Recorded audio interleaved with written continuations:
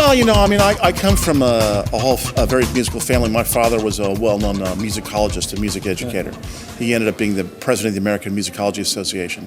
And when he was teaching at the University of Illinois, there was a real scene of avant-garde composers. John Cage was there, Ben Jonson, who wrote microtonal pianos, suites. I have an older brother who played guitar and took me to see Mahavishnu Orchestra and Return to Forever when I was very young, and it was Zappa one night or, you know, the opera the next night. So I was exposed to just all different sorts of music, and played a lot of different instruments until I picked up my first bass when I was 13, and just realized that was the instrument that I was meant to play. Just by that, you picked it up, and then. Well, I mean, I was influenced. I mean, I played a bunch of different instruments, but as soon as I started playing bass, I felt comfortable, and I got some really good, nice encouragement when I was very young, which goes a long way for a young musician. So. But then, I think it was when you study, or it was in university when you met Steve Vai. Or I went to the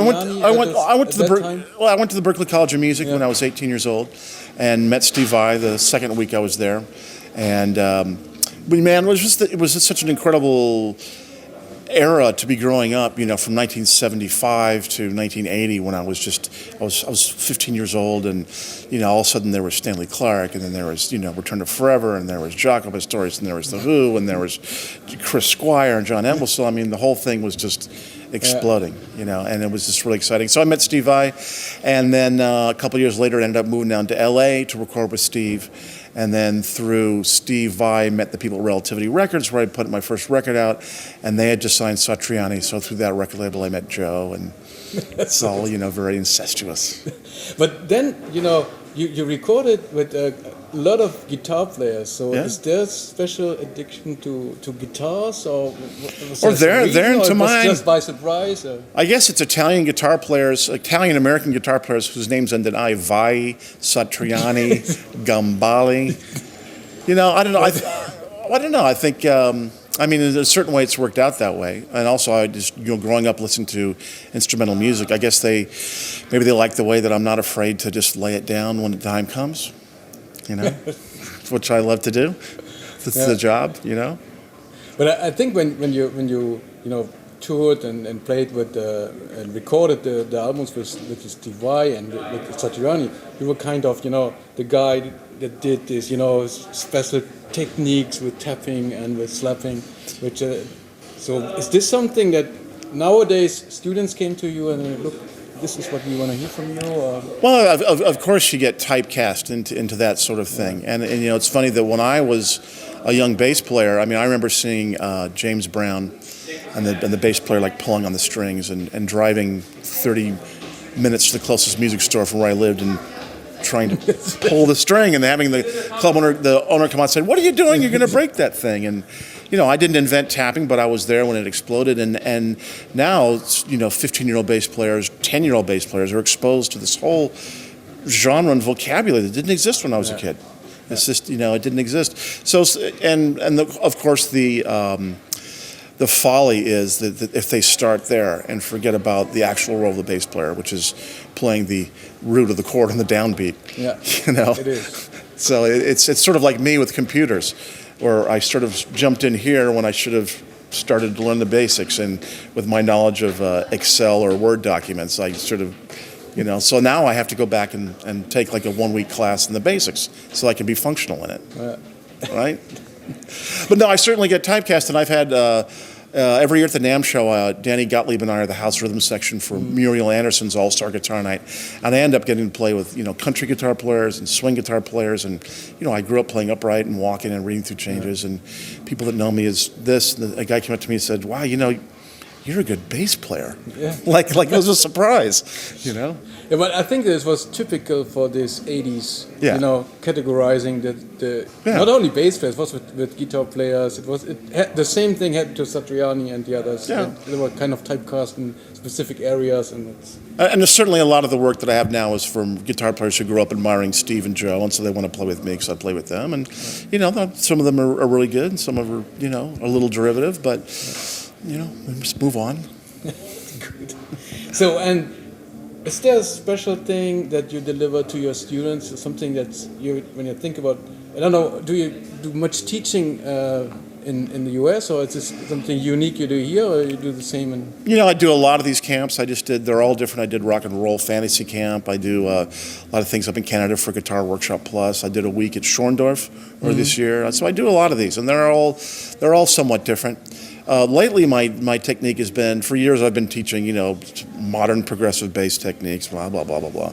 But then, actually this year when we were in Schorndorf, I was there with Carl Verheyen Band, with Jason Harrison Smith. And I said, you know, forget that, you know. I had the drummer come to the class, and I handed the guys a chart of his C blues.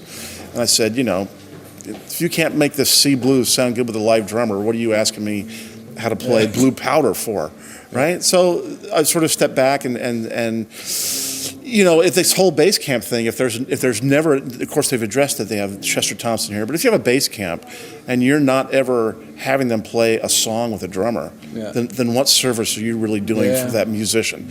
So I recently, you know, I have a series of instructional courses through TrueFire, and my last one was called 50 Grooves You Must Know. And I went in the studio with Carl Verheyen, Bernie Dressel, who plays with, you know, the Brian Setzer big band, and I recorded 50 grooves, you know, a straight blues, a walking blues, a shuffle grooves, a Latin thing, a thing in five, a Motown groove. And so they can get this tape and they can read the charts and then they loop it and they can play with Carl and Bernie and do the grooves. So for this class, a lot of these people can't read, and I'll show them a chart and they'll get scared and there's these rhythms and I say, well, let's break it down. These little black dots are really saying play an F funk groove in this pattern. And once you realize that's what they want, you can forget the piece of paper. It's just a means of communicating. And then I try to get their heads out of that and listen to Carl and Bernie and groove and play bass. So I'm enjoying it, and I'm kind of a hard ass on it. And if it's not what they're expecting, you know, it's great. But no, you know, this is what everybody from the, you know, professors or is telling. You know, it's about the basis, about, you know, being the fundamental for something, and not, you know, playing fast notes and stuff like that. I think it's just a generational thing. I mean, and also, you know, a lot of the people that come to this camp are sort of, you know, we call them weekend warriors, you know, professionals who like to play, which is great.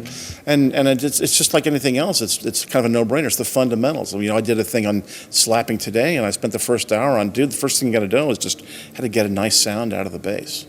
You know, and if they walk away saying, well, you know, oh, I wanted to learn this, well, that's too bad. I mean, and it's great because, you know, they all leave the class after 90 minutes sounding better. And you know why? Because I made them practice for an hour. I mean, it's as simple as that, really. So I'm enjoying it, and you know, I ran the bass department at Musicians Institute for 2 years, and coming from an educational background, certainly it's always been part of my life, and I enjoy it. And as you get older, you're less concerned. Not that you don't want people to like it, but, you know, I mean, I know what points I want to get across, and if 50, 60% of them get it, that's a good percentage. Yeah, it is. But what's coming next? You have any plans for another solo thing? Man, I'm doing a lot. You know, I'm coming back to Europe. I'll be all over Europe this fall with the Carl Verheyen band, with Carl and I and my drummer, John Mader. Got the last TrueFire course I did is on solo bass, and I wrote a suite of 7 solo bass pieces, each using a different technique. So it can be a teaching tool to learn about how to use harmonics or chords to create a solo piece and a conduction piece. So I'll record that. I'm going in the studio with Chester Thompson actually next week to record a couple tracks I just did. So that I have a bunch of songs arranged, but for me to actually put the record out, I have to sort of wake up or be on a plane someplace and sort of visualize the whole thing and the name of it. So it's coming. But I'm always working on that, and man, just, you know, touring with a couple different guitar players and just keeping busy. Yeah.